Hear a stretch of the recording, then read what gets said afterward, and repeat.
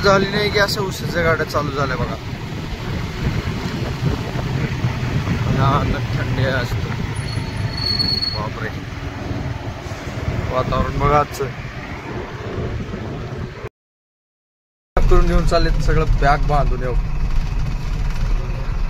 या माला सोबत मला विकून यायचं तिकडच.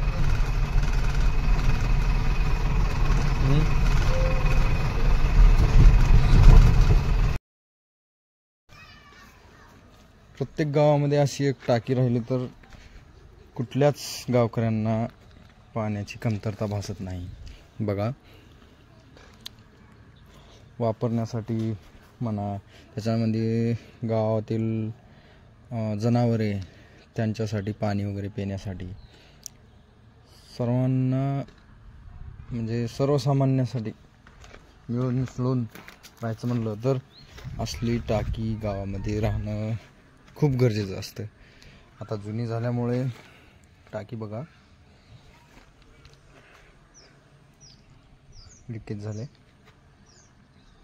पण गावामध्ये असली टाकी राहणं खूप महत्त्वाचे असते. हे आहेत गावातील महिला केंद्र. याची अवस्था बघा काय झाले. इकडं बोर्ड दिसाले बाबा, कुक्कुटपालन, शेळीपालन, महिला केंद्राचं म्हशी पालन. पण ह्याची अवस्था कसं झाली बघ, अवघड आहे. प्रत्येक गावात असली एक टाकी राहणं खूप गरजेचे असते, कारण गावात हानिकारक आणि धोकादायक टाकी आहे. का बर? तुला का वाटते? ओपन मध्ये आहे, शेवाळ किती भरले बघ. मग हे गावकऱ्यांचं ही आहे, गावकऱ्यांचं प्रॉब्लेम.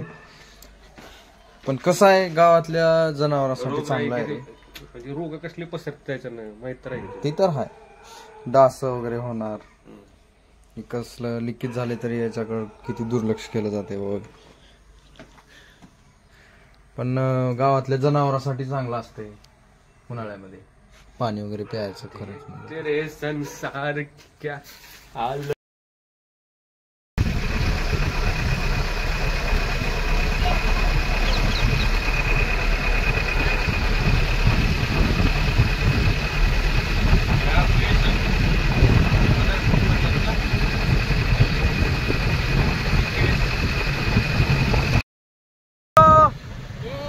मी हॉस्पिटल मध्ये पोहोचलो तर ह्याचा फोन आला. लगेच ह्याला आणायला वापस गेलो बाबा चौरस्त्याला. 50 रुपये काय याच्यात घालतात.